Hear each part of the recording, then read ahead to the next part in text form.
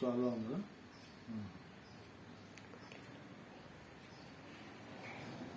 Hello madam, నా పేరు వెంకటరెడ్డి, కొత్తకోట మండలం, వనపర్తి జిల్లా.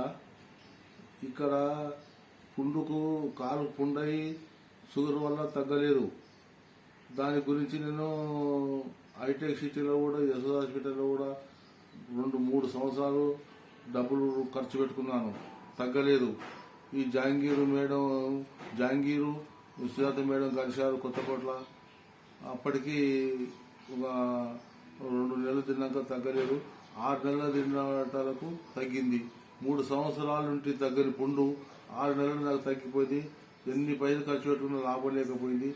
సుజాత మేడం దయ వల్ల నాకు మంచిగా పుండు తక్కువైంది.